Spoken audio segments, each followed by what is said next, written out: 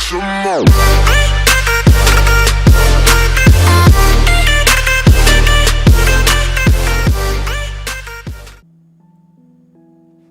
Yo, what's good, guys? Izzy Max here, back with the hosting crew. We are back for season 2, so go ahead and say hello, guys.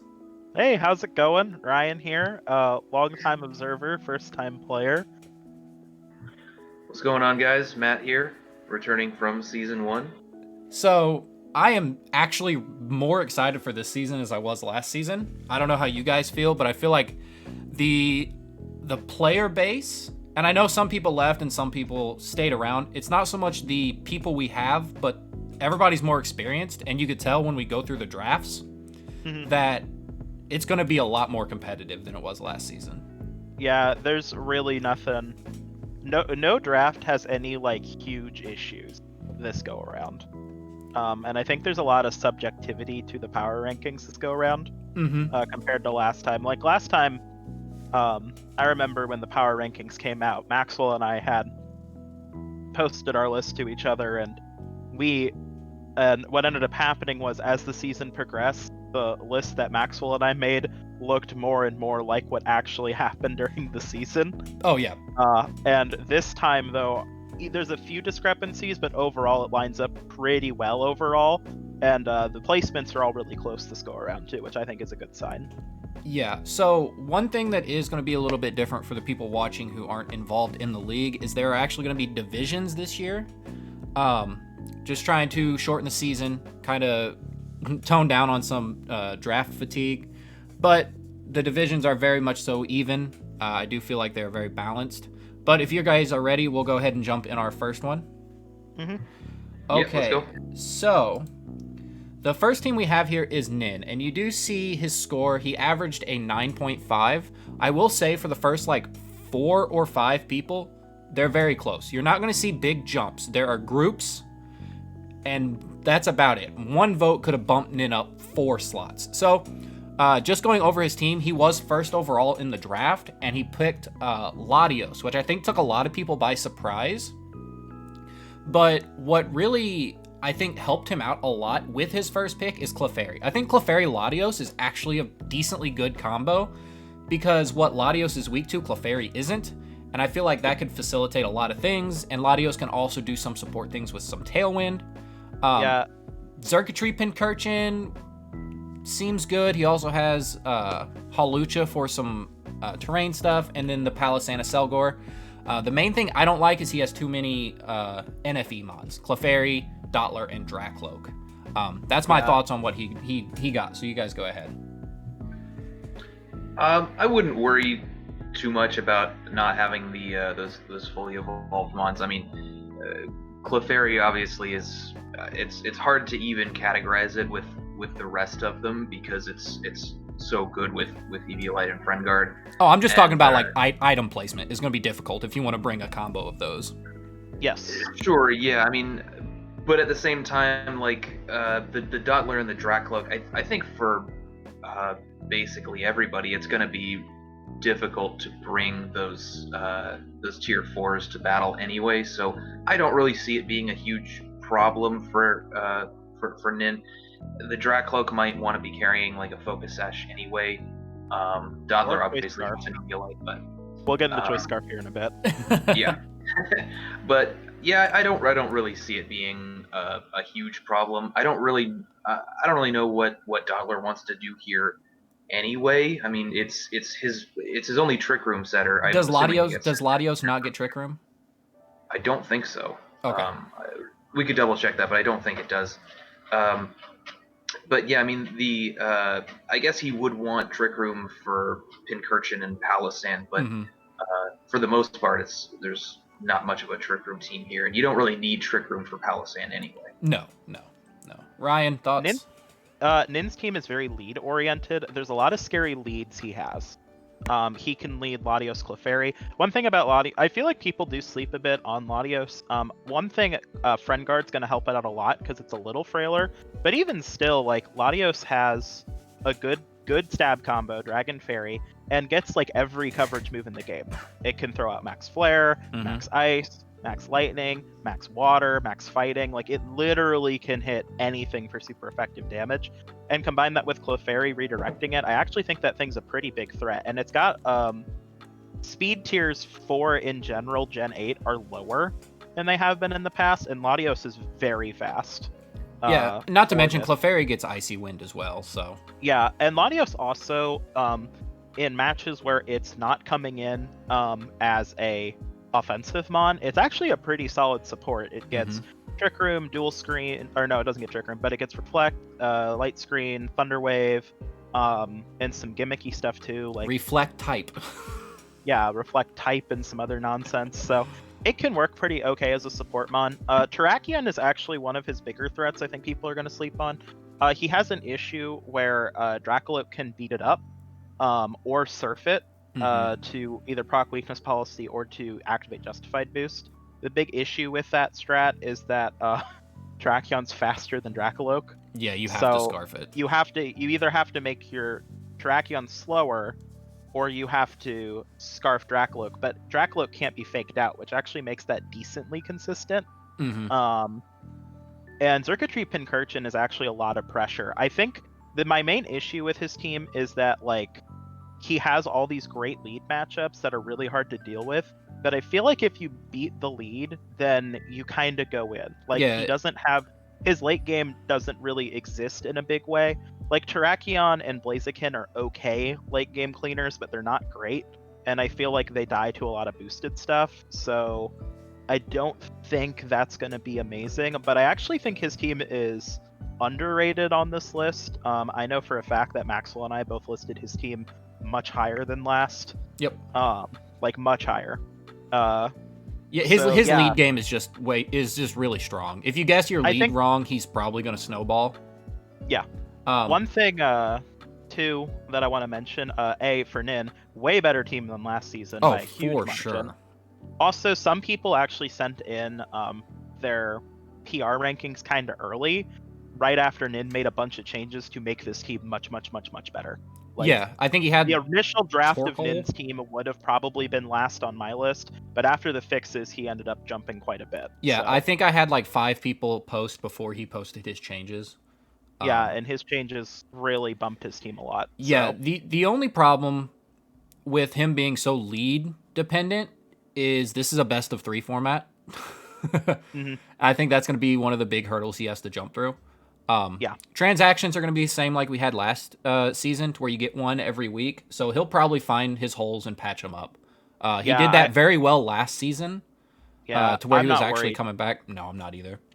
He's going to actually be pretty threatening this season, I think. Yep. So next up, at a 9.1, so you can kind of see how close these are getting, is Hunter. Matt, I'll go ahead and let you take the lead on this one. Well, he took the Ice Horse, so I'm a little bit sad about that. Ice Horse. His obviously his first 2 picks were incredible. Glacier Dusclops is one of the classic combinations of VGC in Series 7. I think the Escavalier works decently well with them. It's unfortunate that the Escavalier and Glacier share a fire weakness, but I'm sure there are ways around that. I also kind of like the Dragapult because to me it seemed like it could be the beginning of a fast mode, so he could have a more diverse kind of draft instead of just going hard Trick Room. But then after the Escavalier, it seemed to fall off a little bit. I'm not totally convinced that everything else here works very well. I don't really know. I don't really see much that Ninetales wants to do. There's nothing really on his team that benefits from Sun. Real quick, I'm gonna stop you there because I brought this up to Ryan.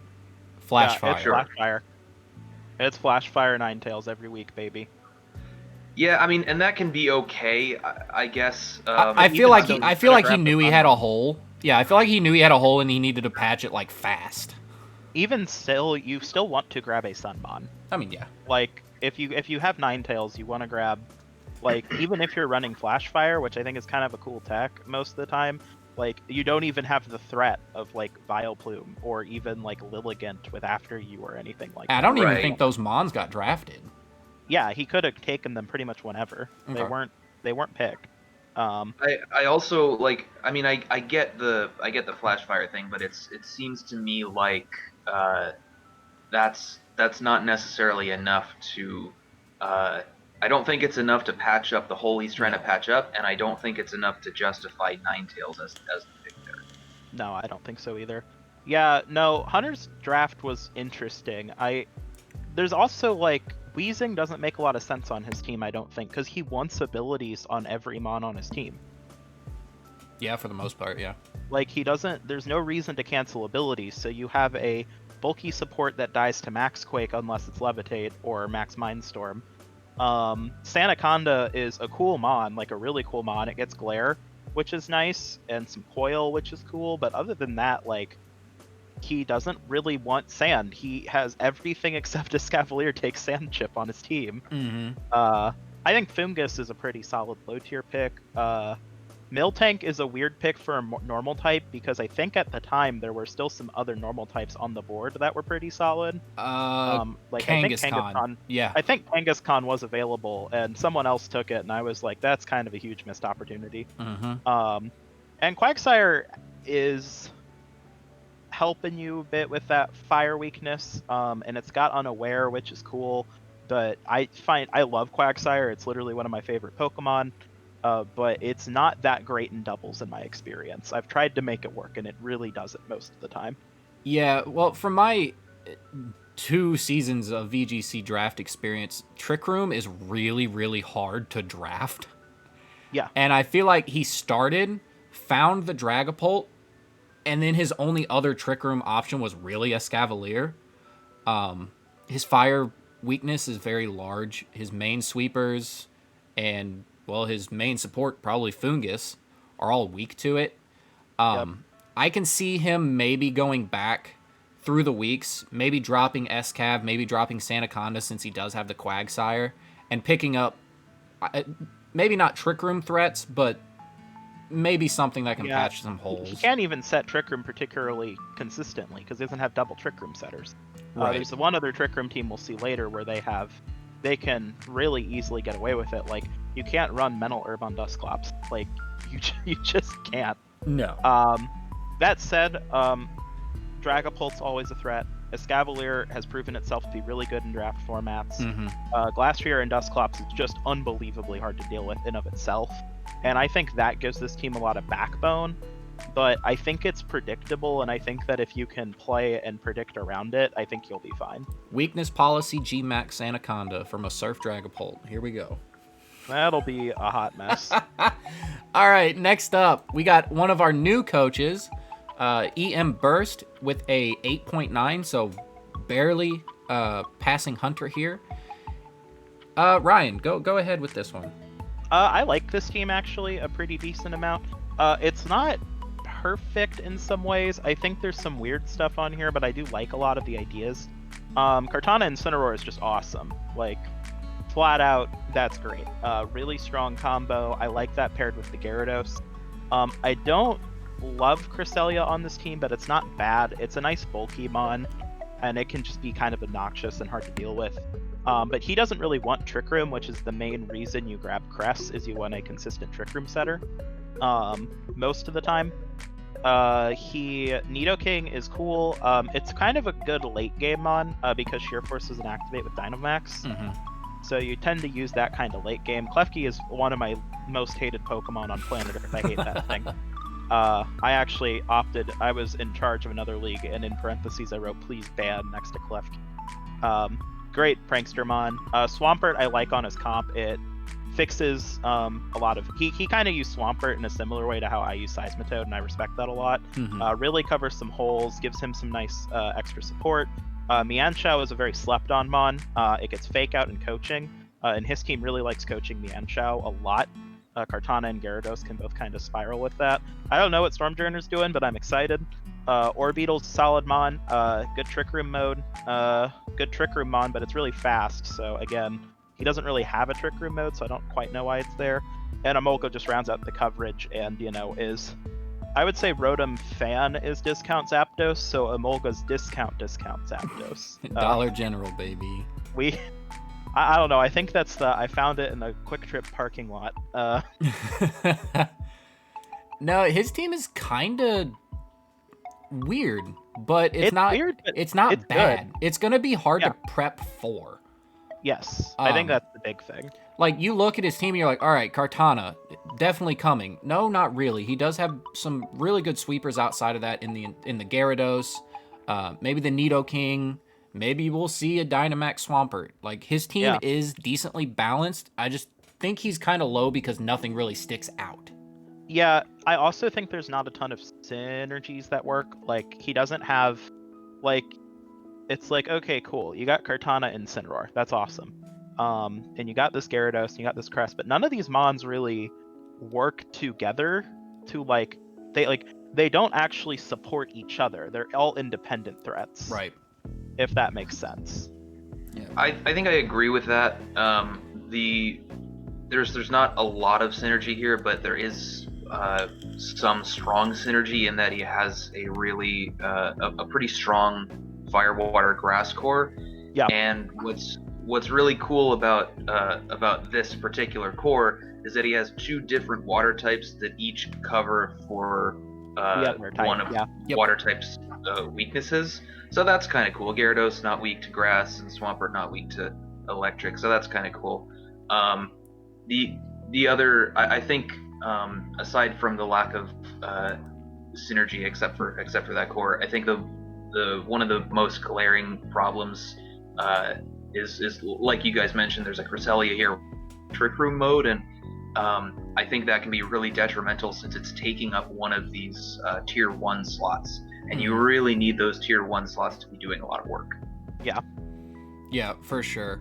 I can see him probably maybe dropping Cress, maybe going for like a Latias. I think would fit better here. Latias would actually be a really good mon on this team. Yeah. He doesn't have a dragon either, so yeah. Maybe that'll come up. Next up, we have Noah at an 8. When he first started drafting, I thought he was drafting hard sand, and then he picked Zapdos, so I was a little bit confused. I don't really know what to think of this team, other than it's kind of fairy weak. I mean, he has Klinklang and Alolan Dugtrio, with Klinklang being his Trick Room setter. Other than that, he just has hard-hitting mons. He just has threats. But I think the synergy thing kind of goes for this as well, other than maybe like a Scarf, Galarian, Zapdos with coaching. Well, that and Sylveon procs like every mon on the team. Yeah. He can proc T-Tar, Zapdos, Salamence, and Weavile, all with a quick attack Sylveon, which granted you can just fake that out, but still worth noting. And it's threat of itself. Yeah, his team has a ton of threats. But again, the synergy is missing for me. They're all really strong. I don't understand though why. Like, I love Dugtrio Alola, but Owen Wilson is not Excadrill. I'm sorry. Owen Wilson is not Excadrill. Not even Dracovish or Dracozolt. Yeah, there's nothing that abuses the sand like really hard on this team, which is fine. I guess you don't need that, but it's a little odd to me. Other than Gastrodon kinda can abuse sand. That said, all the mons on here are threats. I like some of the synergies that do exist. I like Salamence as a mon. We saw Roserade put in a lot of work last season, so like I know that thing's a threat. John had it, didn't he? Yeah. Morgrem is a threat. That thing is annoying. Heck yeah. And it's pretty bulky. So he's got some good stuff. I do think though that, again, lacking in some synergy. And I think too he has a maxing problem. Yeah. Where a lot of these mons work best if maxed. Not all of them, but a lot of these mons want to max every game. And I think that could give him issues, and he doesn't have any support outside of Morgrem, which I think is a bit troublesome. I feel like with this team, if he grabbed a follow me user, he probably would have jumped like 4 or 5 slots. Yeah, agreed. Yeah, I think that's one of the biggest things about this team is that it's really lacking in obvious support. Like you guys mentioned, it's just a lot of like really solid, mostly hard hitting mons, especially especially toward the top of the draft. It's he needs something to be kind of the glue that holds that together, especially because there's not a tremendous amount of synergy between a lot of this stuff. There, like Ryan mentioned, there are bits of synergy here, like the Rotom Heat and Gastrodon work well together. I like Sylveon and Salamence as a dragon fairy pair. They both get fire moves to hit steel types as well. Like, there's some good stuff here, but it's hard to see how the whole team all fits together. And I would have really liked to see some kind of support that really benefits most or all of his big threats here. Drop Dog Trio for Togepi, baby. I wouldn't recommend that, but you can go on. That might be a legitimate move, honestly. Hey, whatever. Next up is our first big jump. Yes, we go from 8 to 6.8, so this is kind of the middle tiering, I guess. These are all kind of considered in the same spot, but we have Toxic, so one of you guys go ahead and take this one. I'll let Matt start. Well, I think he has some really good modes here, especially with the Comfey. Comfey is great with Goodra and amazing with Galarian Moltres. Mm-hmm. And I think Moltres next to really any big max airstream user next to Urshifu is very, very powerful. And he has a decent Trick Room mode as well. Comfey Stack is something that I'm very familiar with in Series 7. They definitely work well together. I would have my only complaint about that is that I would have liked to see some other Trick Room sweeper to go along with that. He's got some other slow Pokemon. I guess there's a Scrafty there. Scrafty would. Yeah, but Scrafty's damage output is not great. That you have Tangrowth, but Tangrowth is more support than offense. Mm-hmm. It's decent, but not the best. I think there's a lot of really powerful stuff here. I do like the Jolteon as well to go along with that fast mode. I think it can be decent at fast offense or even fast support with something like Charm, Light Screen, Thunder Wave, stuff like that. And even Cinccino, it's not a great mon, but it can help with the fast mode. The Magmortar gives him a decent fire type. The only mon that I'm really confused about here is Slurpuff. Yeah, Slurpuff doesn't really do much here. I would agree with that. When he first drafted it, I said to myself, well, he needed a fairy. Completely forgetting Comfey. So, yeah. We saw some Slurpuff success last season, but that was with a weakness policy proc, which he can't do. Does Scrafty not get Bullet Punch? No, I don't believe so. Okay. One thing that I really like this team, I think it has a bit of an issue with the bottom mons more so than the top. I feel like the same problem we had with Nin, I think we kind of have the same problem here. His leads are good. Yeah, great leads. Late game options a little lacking. And if depending on the mons he brings, you know what mode he's going for in team preview, I think, a lot of the time. Mm-hmm. Something I do have to commend Toxicon with this team, though, is I think it's much more solid than his team last season. I rated this team pretty high, personally. I think the Trick Room mode is one of the more solid that we have here. It's got Intimidate support. It's got some Volt Absorb, which is good for his Moltres. His Moltres and his Urshifu. Mm-hmm. I think it's just a solid team. Like, it's really good. I think Slurpuff and Magmortar and Cinccino could kind of be swapped around a little bit. Yeah, drop Cinccino. I'll pick that thing up in an instant. I love Cinccino. I was so mad when he picked that because it was a huge snipe. Yeah, but overall, good team. Not a whole lot more to say, really. No. So we're to Matt. So Ryan, I'm gonna let you start. Matt, I'm gonna put you on the back burner for this one. Yeah. So Matt's team. Matt has first pick was Tornadus, which is a pretty solid first pick, I think, in some respects. But I also think it ended up limiting some things. The big strat here is you can do Tornadus with Metagross. Tornadus can set Tailwind and or Brutal Swing Metagross, activate a weakness policy, and Metagross goes in under Tailwind, and it's very hard to stop. Yep. That is like the core strat of this team. If you cannot deal with that, you kind of just lose. That said, the biggest issue with this draft is the lack of offense. You have Clef is not particularly good offensively in doubles. It's amazing in singles, terrible in doubles. It just doesn't have the bulk really to kind of and power to make that as feasible. With Magic Guard Calm Mind, you can do some stuff, but I don't think that's going to be as good.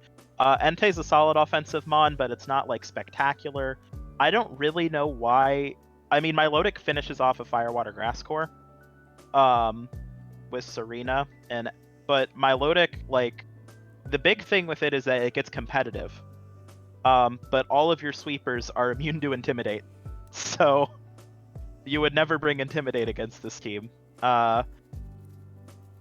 Marowak is a solid offensive mon, but it's kind of frail. Aromatisse is a good Trick Room setter, great fairy type. Sneasel's big advantage is that you can Ice Shard proc Tornadus, because you wouldn't really have to worry about Ice Shard procking Serena because of Queenly Majesty. But it has Inner Focus, so it can't flinch. So you can Ice proc Shard Tornadus without flinching, which is pretty cool. Heck yeah. Munchlax, I know you have some experience with in your other league, so it's good for that. And Purloin is a nice Dark type. It can kind of prevent some Prankster, gives you another Fake Out user, which is good. It's just weaker Lipard. Well, there's a couple of people who have weaker Lipard in this draft Heck yeah. season. Yeah, pretty much everything you said is basically echoing what I would think. I feel like you're just going to be a little too reliant on Metagross. And looking at some of these teams, I think they can take advantage of that. Other than that, if you didn't have Metagross, and Entei, of course, can't get intimidated either, I think you have one of the better Firewater Grass cores in Tier 2. Agreed. Like, you, Agreed. For sure. I just don't think they fit together. I think it's just mainly the Milotic. But other than that, like, I know you're a good battler, so you're going to come up with some funky stuff to make it work. But that was really just my main gripe, was I think you're too reliant on Metagross, and Milotic is just kind of weird. But yeah, that's kind of my thoughts. Yeah, I will tell you that I'm fully aware that this draft is nowhere near as powerful as the one I had last season. Mm-hmm. I did get sniped quite a few times. Yeah. More than I ever have in any other draft. So that kind of sucked. I'm gonna choose not to reveal what I wanted. Oh no, for sure. Since I think that might give some people some incentive to keep them, because I might want to pick them up if they drop them. So I'll leave that there for now. But yeah, and I think I definitely am feeling the lack of offense here. I think I do have some things in mind that I can do about that, but yeah, the draft is more it's weird to say, but it feels too balanced to me. So fair enough. Not exactly what I would have wanted, but I think I can make it work, and if there are certain things that become available, then I can patch it up a little bit too. For sure. So next up is our Season 1 champion, Hub, or Jessica, my fiance. Her team is kind of looking similar. Yeah. And I think that's why she kind of got a lower score. Definitely lower than what I think all of us put. But anyway. I put Jess around here. Yeah. I put her like one or two slots higher, but yeah. I still think people underestimate Togetic and Cinderace in a draft league. I do too. Like, that is still insane. That is still strong. What is it? No, I just said that's still strong. Oh, yeah. Her main changes, I actually really like. Dragonite is one of her favorite mons, and I think it actually fits her comp really well. I'm excited to see what she does with Lycanroc. It was kind of a weird one. Gothorita, I think, is really strong, so once Togetic goes down, you're trapped. Whatever's in, you have to deal with. Vulpix just kind of... I guess it's good value for Venusaur. I don't know how often it's going to come. And Pangoro was just one of the better T4s that was left. And I really, really like Togedemaru Lapras. I think that's another really good synergy she has. Again, her team's kind of similar, so there's nothing really to say. What isn't broke, don't fix, I guess. Yeah. Her team has a couple things I want to talk about, though. Namely, I think the thing that made this team so strong and what won it last season was the fact that there was always that Trick Room, Mimikyu, Snorlax mode. Mm-hmm. And this go-around, that Trick Room mode doesn't really exist. I don't think the way the draft... Because last season, for people who don't know, was a free draft where there were no tiers. Yeah. And this season, we actually had tiering, and I think that completely screwed up that combo that she had last season. Yeah, and it really did. And I think that... Now, don't get me wrong. This team is still a huge threat. You got Venusaur, Cinderace. I do think it has a bit of a maxing problem, where Venusaur, Cinderace, and Lapras all like to max. Mm-hmm. All three of them are good Maxmons. But all three of them can be dealt with similar coverage, if that makes sense. A lot of the coverage moves you use for one, you can use for the other. I actually have really grown to like Mimikyu in this format quite a bit. It's a really good support mon, even though you're probably not Trick Rooming as much this season. Dragonite is, I think, a little underexplored. Mm-hmm. But it's pretty strong, and it can pair nice with some of the stuff on this team as well. Especially because it has inner focus, so it can't be flunged in as immune to Intimidate, which is a big deal for that mon. Yes. And has good coverage. No, I think this is a solid team. I don't think it's as strong as last season, and I think that's why it got placed here. I don't think any team could possibly be as strong as what we had last season. No, absolutely not. That team was busted. That team had no transactions like all season. It made one for the playoffs where it dropped its crap steal for a Durant. Yeah. Yep. Matt? There's not much to talk about in terms of what works with this team because we've already seen it, right? The only things I'll mention is that I agree with Ryan that there's a significant maxing problem here. Like especially because you don't have Ninetales here this time. I think that really hurts. She could pick up Torkoal potentially, but it's a tier 1, so it's going to be a difficult one to trade for. But I know that she used non-Gmax Cinderace to set up the Sun for Venusaur a lot last season. Yeah. But then, well, you're doing two things at that point. Then you're giving up the Gmax Fireball, which is really, really powerful, and you're also you're also not maxing your Venusaur in Sun, which is unfortunate because Gmax Venusaur in Sun is an absolute monster. So and then you have the Lapras, which is when you're not maxing it, it's not a great Pokemon. If it's not maxing, it's really not deserving of even a tier 1 slot. I think if we were drafting regular forms and Gmax forms separately, non-Gmax Lapras probably would have been, I don't know, tier 3. So you're working with that kind of a Pokemon if you're not maxing it. So I definitely do see a bit of a max problem here. There's a combo that she talked to me about that I will reveal after we record so nobody else hears it, because I don't think she plays either of you. But no, she plays Matt. But I am in her, yeah. There's a combo that she talked to me about that is actually intriguing. So I'm excited to kind of see what she does. Moving on, we have another new coach. Oh, Noah, Burst. Those are both new coaches, if I didn't say anything. We have Dan. This is someone I picked up from a league that I was in that fell apart. And me and him were the only two undefeated people. So, straight off the bat, I know he can battle. But yeah, he's a great player. Oh my god, yes. Okay, we're not even going to talk about that match because it was hilarious, but I really like his team. Landers Coco isn't where we thought when we seen Landers. I wasn't expecting him to draft Coco, but I think it fits. Mm-hmm. He's really weak to electric. Outside of Landorus, Uh-huh, yeah. he kind of dies to a well-placed Thunderbolt.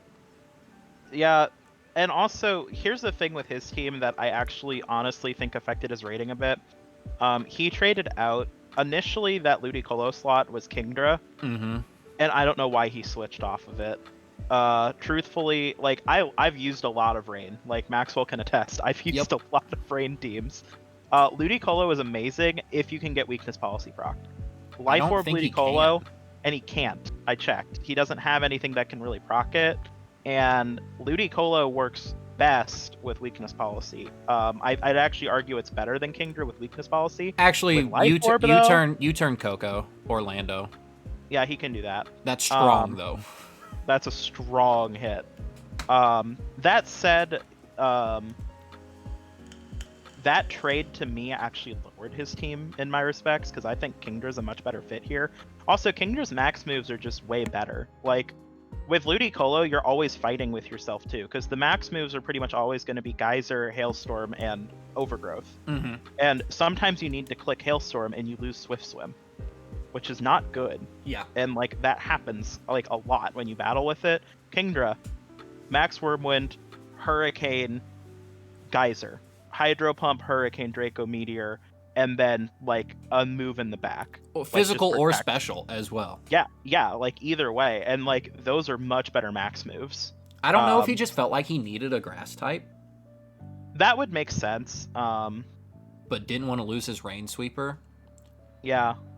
Then, One, other than that criticism, I do really like this team a lot. one thing I'm excited about, and Ryan, you can attest, his Gallade with budget Persian. Budget Persian Gallade is going to be fun. Yeah. And I like his team a lot. It's got some really cool stuff.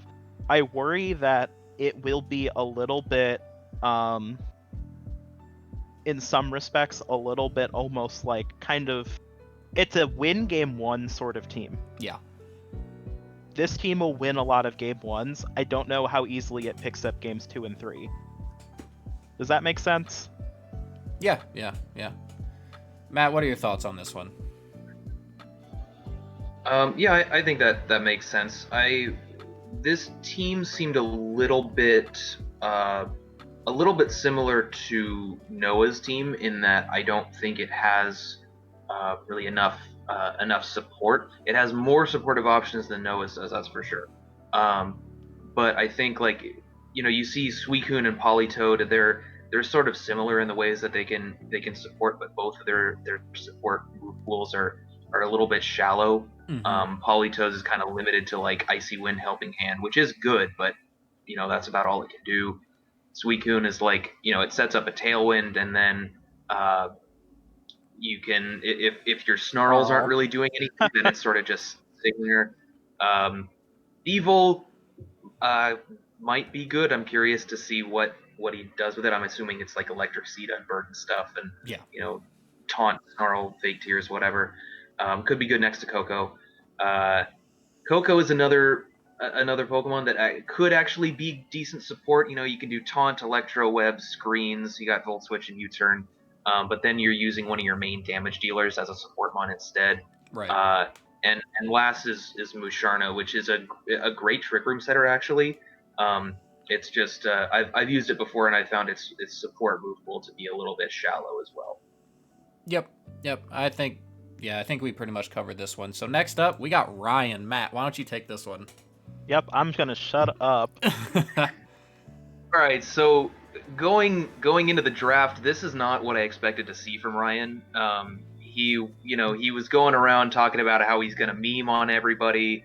He's just gonna do a bunch of weird, wacky stuff, and then this man drafts one of the most solid cores I've seen so far. I mean, Rillaboom, Heatran, Togekiss, Raikou. Yeah. Like, Jesus, man. Don't sleep on Drift Blim. Oh, sure. I'm more just talking about the offense here. Oh, I mean, yeah. it's got good support as well. Um, not that all of those Pokemon just have to be offensive. Obviously, Togekiss is very, very versatile. Um, but yeah, I mean, it's you got a really powerful combination there. I think that Drifblim and Liepard can support those very, very well. I can see it being I was just about to say I'd like to see some redirection here, but there's the a Togekiss Togekiss right there, so. yeah. Yeah. I think it might be a little bit weak to Trick Room. You have some slower stuff, like Surfetched, and Surfetched is incredibly powerful, but it's got an awkward base speed, and Yeah, it does. I know Druddigon is like base 40 or something like that, but most Trick Room sweepers are going to be like hovering around like 30, 35, yeah. take a little bit. Yeah, that's about average. So I can see it being a little bit weak to Trick Room, but god damn, you have a powerful core up top. So I think that powerful core is actually why he got put a little low, because it's coming. That's literally it.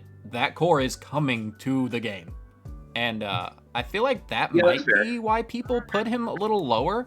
Because like you look at Rillaboom, Heatran, Togekiss, Raikou, and you're like, oh holy crap, how do I beat that? Well, it's coming, so just do it, And I think that might be why some people rated him a little lower. Of course, like your lower draft picks, they suck for everybody. But Surfetch, Stoutland, I think are really solid. Stoutland kind of gives you some anti-weather stuff, and so does Seismitoad. Yeah, speaking of Seismitoad, I one of my first thoughts here was that I would maybe like to see a better water type here to finish out that core with I tried so hard. Oh, I know. There was nothing. Yeah. Yeah, I feel that, but so Seismitoad is decent. It does give you you don't have like the Politoed Ludicolo that Dan has, but it gives you a potential rain option. Raikou at least has Scald now, so it can pick up the slack where Seismitoad isn't doing as much as you want it to do. So there are ways to you're not totally weak to fire types just because you don't have a super solid water type here. No. The thing is with Ryan's team, no one is bringing weather against you. They are stupid if they bring any type of weather. That's the goal. I don't like playing against what I use. Heatran for the sun, Seismitoad for the rain, Stoutland for the sand. No one drafted ice because who drafts ice? I thought about it. I DM'd you during the draft and went, I'm gonna do hail. I know you did. Oh my god. But I had Vanillux last season. It was pretty cool. Oh my god. So Ryan, what are your draft thoughts? What you got? What I got, I'm pretty happy with what I have actually. There's some hidden stuff on here. And I'm really excited for some of the hidden techs I have on here. I think the draft mostly went as I wanted. I would have preferred a better water type to Seismitoad, but I'll take it. Mm-hmm. I think that I don't know what Druddigon does, but we'll find out together. I've used Mr. Mime Galar quite a bit. Neither of you talked about that mon. It's really good. I didn't talk about it for a reason, Ryan. I know how good it is. We used it. Yeah, that mon's real good. It definitely was really budget for where it was at. So, no, I'm pretty excited to play this season. I think I got a nice team here, and I'm excited to use it. Okay, well, Ryan, why don't you take the next one? Dark, this is our next jump in points. Our last big jump, I guess. Yeah, Dark's team is terrifying. I actually think I gave Dark number 1 overall. Yeah, he was our runner-up last season, by the way. Yeah, runner-up, and his core is so strong. Like, just look at the top mons. Regieleki, Celesteela, Volcarona, Regigiga, Squeezing. Yep. Like, holy crap. Like, first off, Regieleki is hands down one of the best mons in the format. I think Celesteela is really good in this format, and it pairs great with Regieleki. I want to know how he got Regieleki so late in the draft. Yeah, I almost scrapped it. Volcarona, very good mon. It gives him some redirection. It's another sweeper. And I do think redirectors are important, and even if though Volcarona's not the bulkiest thing on planet Earth, like even that one turn can be good. Regigigas Wheezing is you have to have a plan for that. Like you have to. I do think it's weird that he picked the Galar form because he could have picked the Cantonian form, and the Cantonian form is much better. So I'll tell you now, he was planning on it, but Matt sniped Clefable. Yeah. So he did. Yeah, he didn't want 2 fairy types, and he thought it was just gonna sit there. Yeah, Matt knows. He was Morgan was sitting right next to me when Matt picked Clefable, and he's like, "Oh my god." Damn. So pretty. But I do like it, and it's a good fairy type too. It's good for that coverage if you're not bringing Gigas. You can still shut down weather sweepers. It's still got a good fairy typing. Umbreon is amazing. He has a decent Trick Room mode, surprisingly. Yeah, he really does.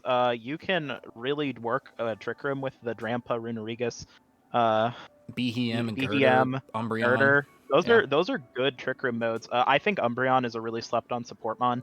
It's really hard to kill in one hit, and it's just so annoying. I played 2 on ladder and got whooped by both of them recently. And Drampa is pretty solid. We saw John Boy use that to pretty good effect. Runerigus he had last season and really got some good use out of. Yep. No, I think this team's great. I actually think the weakest thing on it is Inteleon. I don't really think you want a frail offensive water type on a team where you already know what you're maxing 90% of the time. I think it was the best water type available, though, at the time. He could have grabbed Milotic and a few others as well that were better for the comp, too. But overall, I think his team is just an absolute threat, and he can bring whatever he wants every week and have a really good shot at winning. He doesn't really...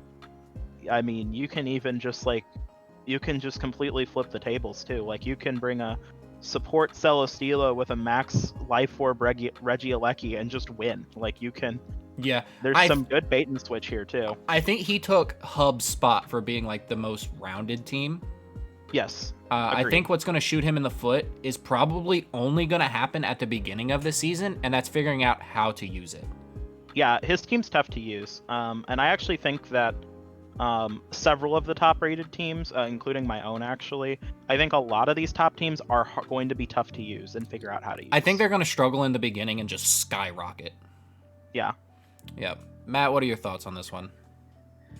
I think you guys covered pretty much all of the pros. I guess the only cons I can think of are that since you compared his team now to Hub's team from last season, I think the one of the biggest similarities between those two is that it's fairly obvious which modes the team wants to go for. Like there's a few different ones, and it's the kind of situation where if you guess wrong and hard prep for one and he uses another, it can spell trouble for you.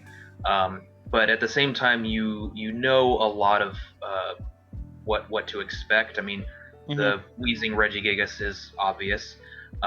He has a clear Trick Room mode down at the bottom, which, despite those being lower tiered picks, it's not a weak Trick Room mode at all. No. And I think the Regieleki, self-volt switch into weakness policy Celesteela, go into Rage Powder Volk is a clear mode. I expect to see Scarf Inteleon with Soak next to Regieleki at least once. Yep. Yeah. So and it's unfortunate that he doesn't have any redirection to pair with Volcarona if you want to go for Quiver Dance. Right. But I think it's clear what to prepare for. Not to say that he can't pull have a few tricks up his sleeve that you don't expect, but for the most part the modes are pretty clear.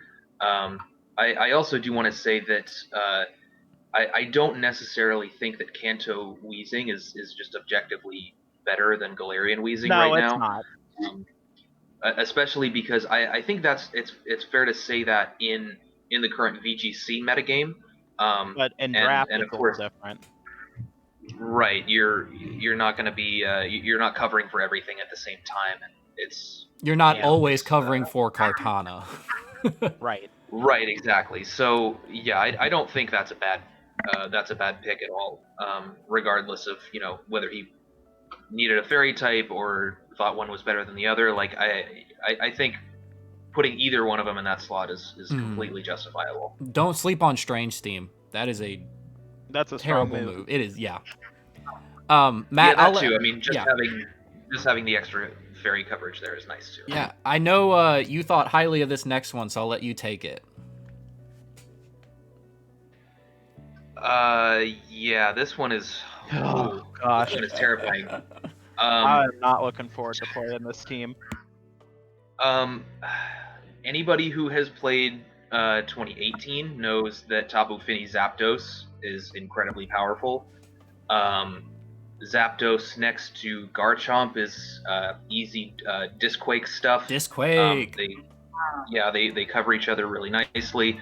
Garchomp and Fini are great together. It's the only weird thing is that the Fini is gonna reduce your damage output on your dragon attacks, but that might not always be a big deal. Garchomp is a ground type that thinks it's a dragon. Yeah.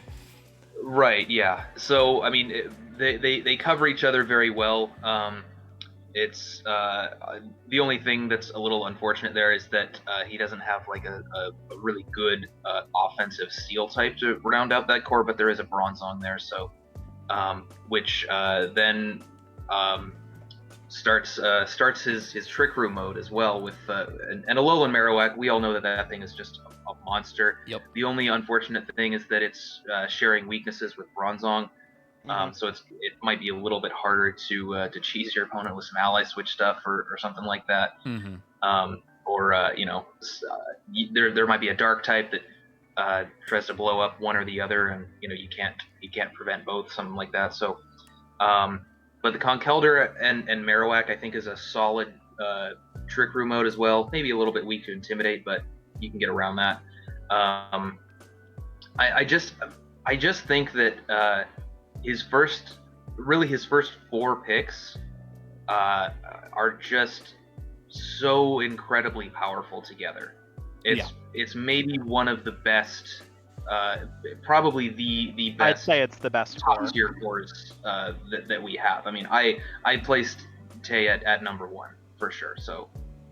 And the one thing I really like, and it's kind of one of his lower picks, is Zoroark because of his first 4. Yeah. Yeah, I also that's one of the things I wanted to touch on as well is that a couple of these lower tier picks like the Zoroark and Scolipede, like a lot of lower tier picks are just sort of worse versions of higher tier picks, and these aren't like you mentioned that Rotom Fan was kind of just budget Zapdos. It sort of just does the same stuff, but it's weaker. With mons like Zoroark and Scolipede, they are much more threatening. Like if one of those really goes, if it goes in, it really goes in. Yeah. It's something that is a lot more scary and demands a lot more attention than a lot of these lower tier picks that are simply just worse versions of higher tier picks. Yeah. I really think the Kangaskhan fits his team because he doesn't have a fake out user.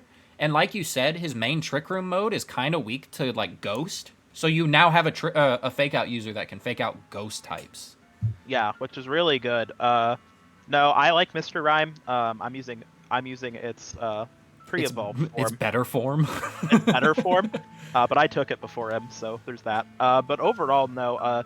I do like that his draft has different niches. Essentially, everything kind of has its own niche and its own kind of piece in the puzzle. I also think he can mix and match pretty well between modes. Like Alolan Marowak, don't get me wrong, like that mon should be under Trick Room 99% of the time. But I've used Alolan Marowak not in Trick Room before. Yeah. Like I just didn't set Trick Room and I just was like, this Flare Blitz, it's gonna hurt. Well, and like Conkeldurr doesn't always need Trick great. Room. Fini can work under Trick Room. Yeah. No, you can. His team has that. His team has that versatility that that doesn't exist on this draft outside of Hub's. I honestly think, like Hub's team last season had this level of versatility, and I think he has it. I do think one of the issues with this team that he might run into is actually frailty, weirdly enough, in some respects. Like, he has, like, his bulky mons are bulky, and his frail mons are frail, comparatively, I think. And I do think that can cause him issues, because I think that his support options can't, like, carry an end game. Right. Like, there's a few people who have, like, support mons that can still carry out an end game. I don't think his can as much. I think they need to just come and swing in. But no, this team's awesome. Like, really great. Yeah. I think Tangela, as it probably being one of the weaker redirectors, I think it really fits his team. Yeah, no, it's really good on this comp, for sure. So lastly is me only having a 0.1 difference from Tay. So you guys can go ahead on this one. Your team has another good core. I like your top 5 mons quite a bit. You got Urshifu, Thunderous, Indeedee, Colossal, Blastoise. There are some good combos in here. Colossal Blastoise in of itself works really well. You can Aqua Jet or Surf depending on the matchup.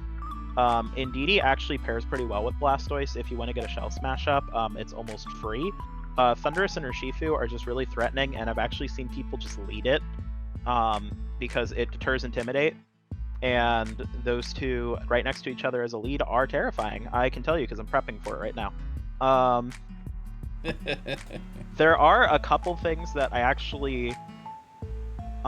your team is very synergistic in some ways, but I also think there's some ways in which it doesn't work as well together. Matt, you were talking we talked about all the teams last night, Matt and I did, and Matt talked about how Indeedee gets in the way of Sucker Punch on Urshifu. Yeah. Which is kind of an issue. You and I were talking about Tapu Bulu not being a fairy type. Tapu Bulu is a grass type that went, wait, I'm 4 times weak to poison? That's all that happened. I love Flygon a lot as a mon. I think it's really good on this comp too. You wanted something that was a Levitate user on here. A dragon and a ground type is really good on this comp. And Flygon is pretty threatening. It gets good coverage. It can be physical or special. Big issue with it is Flygon does not get good calcs. Nope. As the rule.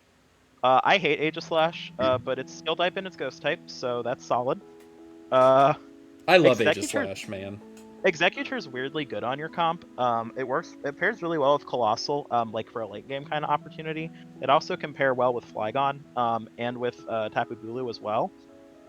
Frostmoth is a little deceptive. It's a Tailwind setter, and it's immune to Fake Out, which is really good, but it's also made of paper. Oh, yeah. And then you have Discount Kiss. Unpheasant. And honestly, Discount Kiss is not bad on this comp, I don't think either. I think you got solid mons, you got some good comps. I do think your team is lacking in some... your support mons are really Frostmoth and Indeedee, and I don't know how well those are going to work as support mons because of their frailty. Well, Blastoise. Blastoise is also a decent support mon with Yawn, Fake Out, and it's bulky as crap. But that's kind of my thoughts overall. I think it's a really good team. I definitely think the top 3 teams had a pretty high disparity in scores. I think you could put any of the top teams, top 3 here, wherever you wanted to, really. Yeah, that's kind of why I said we have 3 tiers instead of 12 teams. Yeah, like for example, Matt just said he put Tay at number 1. I put Dark at number 1. And I don't think you put yourself at number 1. I think you told me you put someone else at number 1. Yep, I put Tay at number 1. But there's definitely like disparity here, and difference of opinions. But in general, the league seemed to consensus on these were the 3 most threatening teams. I think that one of the things I'll say about this draft is that after the first 2 rounds, I think you clearly had the strongest pair. I mentioned this when we were talking about Toxic's team with the Galarian Moltres and Water Urshifu. A big max Airstream user next to either Urshifu form is very, very strong. Mm-hmm. And I think this combination is even more powerful than the Moltres Water Urshifu. Yeah, because you don't want to intimidate this one. No. Right. Yeah. Exactly. I mean, Intimidate doesn't really affect the other one all that much either. But yeah, Defiant is terrifying. Indeedee provides, well, I should say Follow Me provides really good support for a lot of what you're clearly going to be sweeping with. Like Ryan mentioned, it's just a little awkward that because Indeedee has that psychic terrain, it has potential to get in the way of Urshifu's Sucker Punch. It has potential to get in the way of Thunderous' Prankster stuff if you're not going with a Defiant set, because it really wants to be throwing out those taunts and Thunder Wave and Eerie Impulse and stuff like that. Right. Your Firewater Grass Core has a tremendous amount of potential to put out a lot of damage. We all know Colossal is terrifying. G-Max, Colossal, and Blastoise, they have that same end of the turn 1/6 damage effect, which is extremely powerful in 4v4 doubles format. Tapu Bulu is the one out of these three that can just get on the field and put out offense immediately. The only weird thing about the other two is that they obviously require setup if you're going to go offensive with them. So it's a little bit more like they're a little bit more high risk, high reward. Right. If you can get them off, a Shell Smash Blastoise or a Weakness Policy Steam Engine Colossal, both of those are incredibly powerful if you can get them up and max them. But if you can't, they're a little bit lackluster. But I do think they kind of work well together. One of the things I was telling Ryan is that Blastoise, obviously you have Aqua Jet and Surf for Colossal, but I can also see you going for like a Scarf. Well, maybe not a Scarf, but like a flip turn into your Colossal, going into like a Choice Scarf Tapu Bulu for to take care of the water and ground types that you don't want to be hitting Colossal or something like that. So I thought that might be kind of an interesting thing we might see from this team. Yeah, I mean it's obviously very powerful. There are some weaknesses and slight anti-synergistic stuff, but yeah, I mean overall it's one of the better teams. Yeah, the main thing I hate about this team is Flygon. I'm not gonna lie, but it was the best thing I could get for what I needed. Yeah, no. It's I love my boy, but he's got some performance issues. No, I actually was telling Maxwell that I think that overall these drafts are much closer than they were last season. Mm-hmm. Like there was obviously spikes in terms of self-rating, but like the lowest ranked team is Nin's team, and I am terrified to play Nin. Yep. Like I am scared to play everyone in this league. Everybody has a scary team. Like they all have something they can do. Everyone has counterplay to everybody, and I think it's going to be a lot more competitive because of that. I also feel like Maxwell, you mentioned we're doing best of 3 this season. We did last time. What? We did last time. Yeah, but we're doing best of 3, and I think that we really need best of 3 because these teams scare me so much that I need to have like that couple minutes of rematch time to evaluate my life.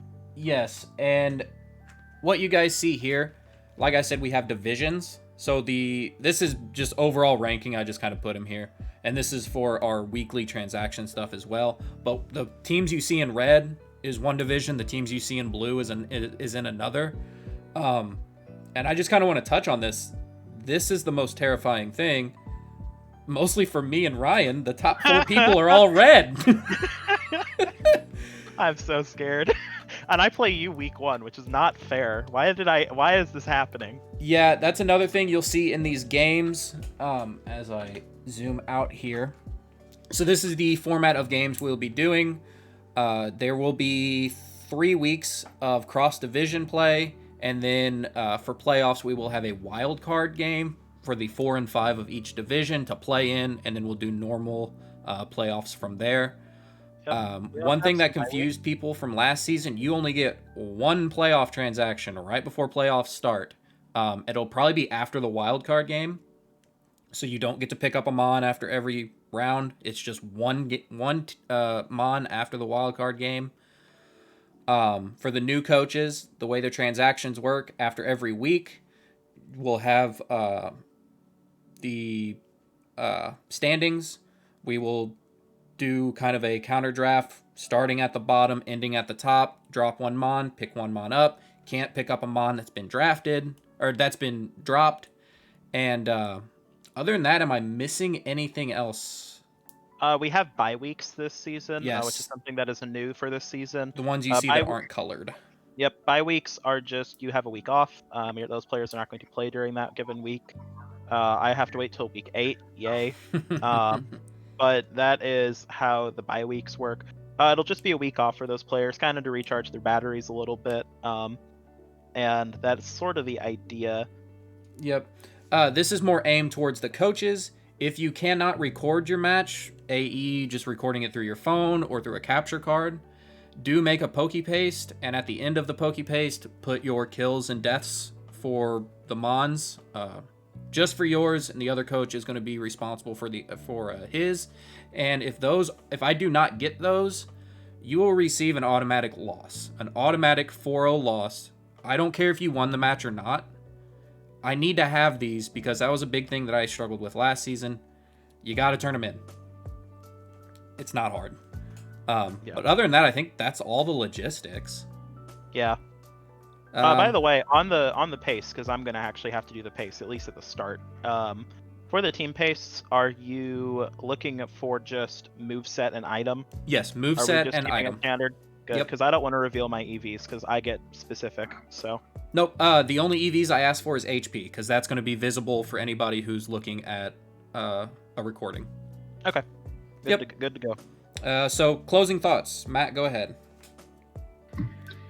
I think we covered pretty much everything. I'm excited to get started. I am really thankful that we have bye weeks because I'm still kind of feeling league fatigue. Which happens when you play in two of them at the same time. But yeah, and yours is in the middle. Yours is in the middle, so that's good. Yeah, you also got kind of messed up by the fact that one league quite literally ended, and then the next day the new one got started. So. Yeah, I finished my other league, and then the very next day we started drafting. So that was fun.